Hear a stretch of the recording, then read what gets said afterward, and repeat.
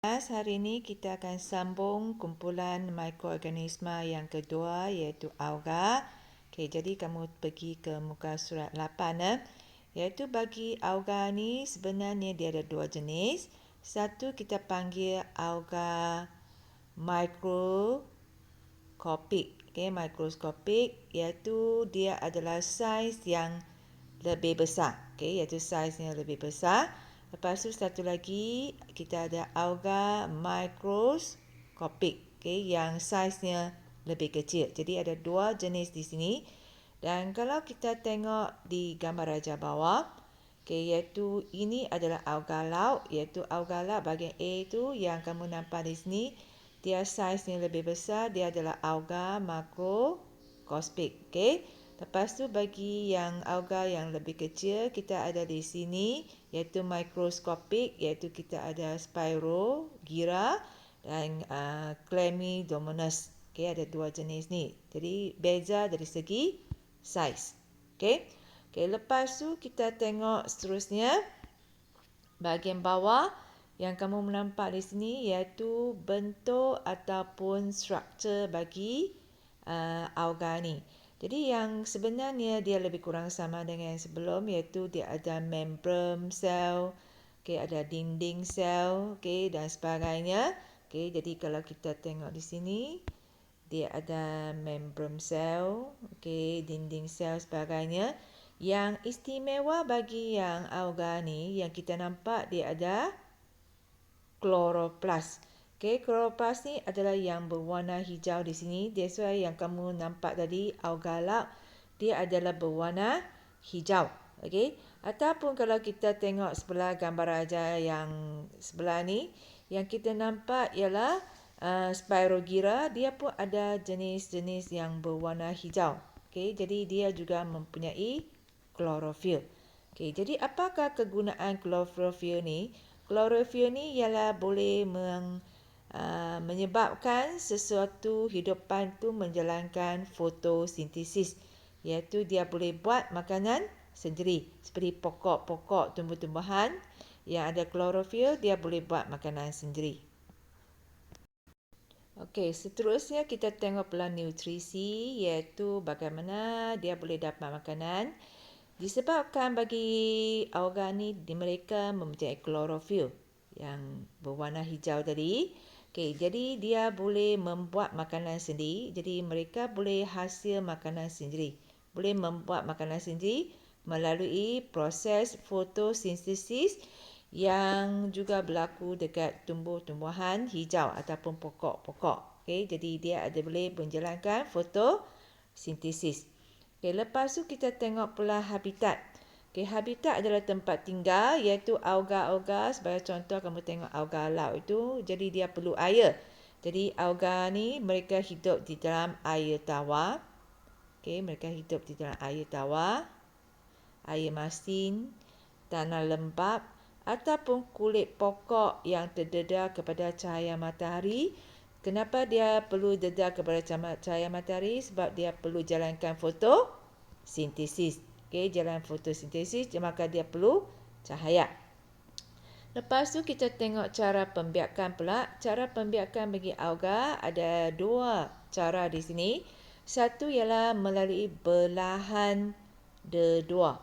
Iaitu belahan dedua maksudnya satu sel, satu sel selepas mengalami pembelahan, dia akan belah di tengah.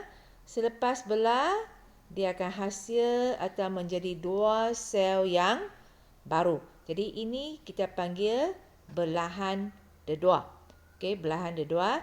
Dan bagi belahan dedua ni kita juga panggil sebagai pembiakan secara akses. Akses maksudnya tidak melakukan hubungan seks ataupun tak ada pemindahan bahan genetik. Jadi kita panggil pembiakan secara akses.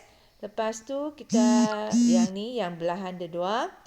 Jadi lepas tu kita tengok pula cara yang kedua. Cara yang kedua seperti yang kita tengok di tepi iaitu pembiakan seks. Iaitu pembiakan seks ni kita juga panggil sebagai konjugasi. konjugasi.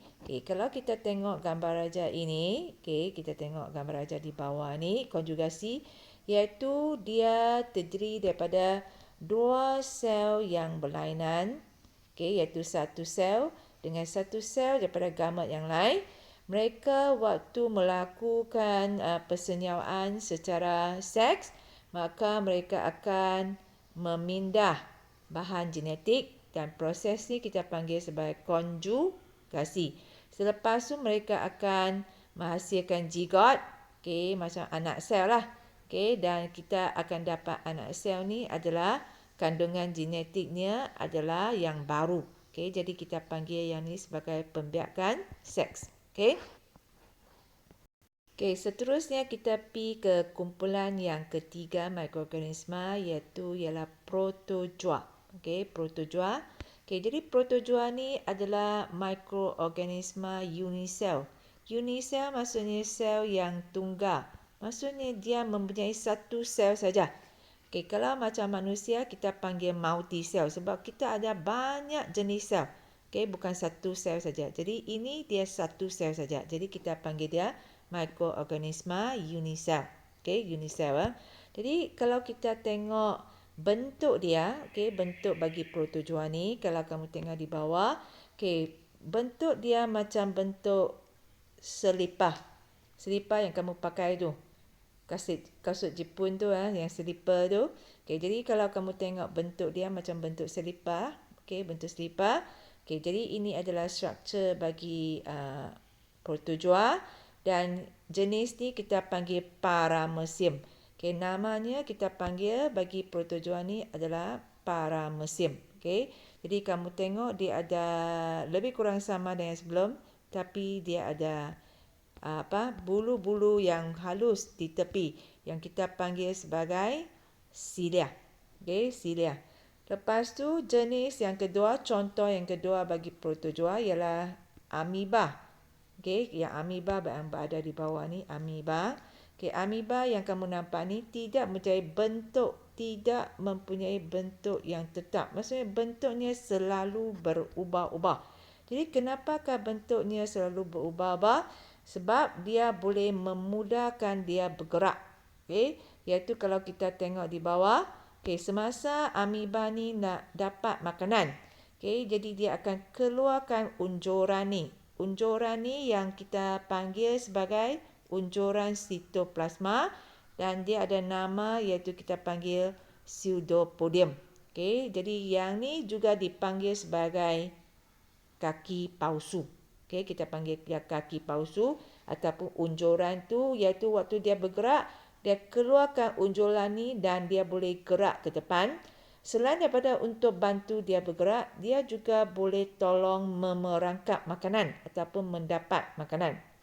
Jadi yang kamu nampak di situ iaitu pseudopodium ataupun kaki palsu ni, waktu nampak ada makanan, dia akan pergi bergerak ke depan dan merangkap makanan tersebut dan sehinggalah makanan itu dapat dicerna dan juga diserap oleh amoeba. Seterusnya kita tengok cara pembiakan. Dia ada sama dengan seperti yang kita tengok untuk alga tadi, iaitu kita ada dua jenis yang mungkin berlaku, iaitu pertama ialah belahan dedua. Belahan dedua. Jadi bagi di sini kamu boleh nampak lebih jelas lagi. Dia mula dengan satu sel. Jadi lepas tu dia akan membelah.